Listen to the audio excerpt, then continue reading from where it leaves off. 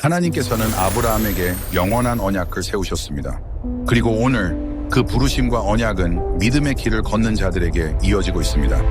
그러나 부르심을 받은 그 순간부터 그 길은 끝나는 것이 아니라 비로소 시작됩니다. 약속을 붙들고 그 약속이 이루어질 하나님의 때를 기다리는 믿음의 여정이 말입니다. 여기 기다림의 인내 대신 하나님의 말씀이 이루어지지 않을까 불안해하며 조급한 마음으로 자신의 의로 하나님의 말씀을 이루려 했던 한 여인의 이야기가 있습니다. 리브가, 그녀 역시 하나님의 부르심에 순종하여 언약의 가문에 들어온 여인이었습니다. 그녀의 믿음과 결단은 약속의 후사를 잇는 위대한 어머니가 되기에 부족함이 없어 보였습니다. 그녀는 20년의 기다림 끝에 남편과의 간절한 기도로 비로소 잉태를 하게 되었습니다. 나의 기도를 하나님께서 들으셨다. 이 응답이 그녀 안에 어떤 씨앗으로 뿌려졌을까요? 하나님은 태중의 고통으로 부르짖는 그녀에게 큰 자가 어린 자를 섬기리라는 분명한 약속 또한 주셨습니다.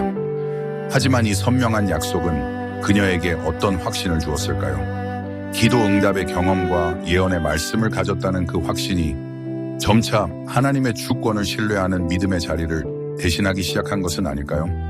시간은 흘러 이삭의 눈에서 빛을 거두고 어깨 위엔 세월의 무게를 얹었습니다. 죽음의 그림자를 직감한 늙은 족장은 자신이 가장 사랑했던 아들 장자에서를 불렀습니다. 너는 나를 위해 사냥을 하여 내가 즐기는 별미를 만들어 내게로 가져와서 먹게 하여 내가 죽기 전에 내 마음껏 내게 축복하게 하라.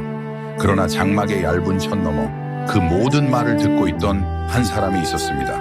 아내 리브가. 남편의 나지막한 목소리는 그녀의 심장에 비수처럼 날아와 꽂혔습니다. 하나님의 약속, 큰 자가 작은 자를 섬기리라.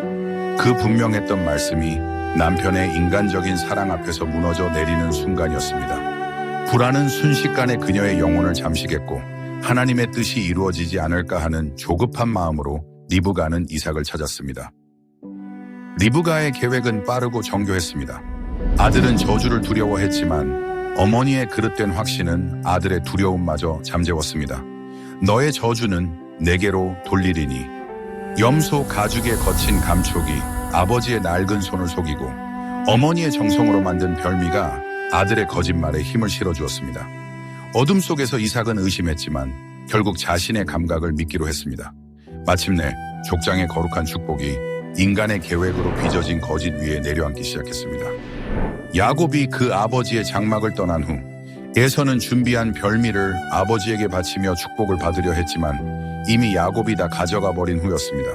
이삭은 놀라 몸을 떨었고 에서는 절규했습니다. 그러나 한 번 떠나간 축복은 되돌릴 수 없었고 에서는 동생을 향해 증오하며 이삭이 세상을 떠난 후에 야곱을 죽이리라 결심합니다.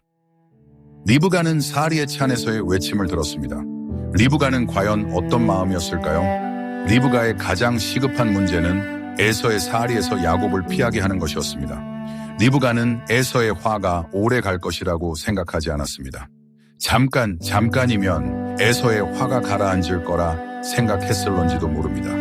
그래서 야곱을 잠깐 피하게 했습니다. 그러나 사랑하는 아들과의 잠깐일 줄 알았던 그 이별이 리브가가 다시는 살아서 야곱과 만날 수 없는 영원한 이별이 될 줄 리브가는 상상도 하지 못했을 것입니다. 리브가의 시작은 순종이었습니다. 그녀는 그저 하나님의 뜻대로 살고자 했습니다.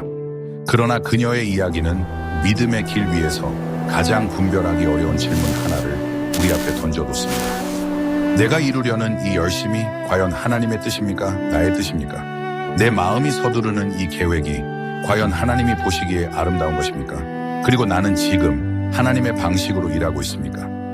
리브가의 이야기는 오늘 믿음의 길을 걷는 자들에게 묻고 있습니다. 하나님의 약속이 더디게 느껴지는 바로 그 순간 당신은 무엇을 선택하시겠습니까? 기다림의 인내입니까? 아니면 불안이 낳은 당신의 의입니까?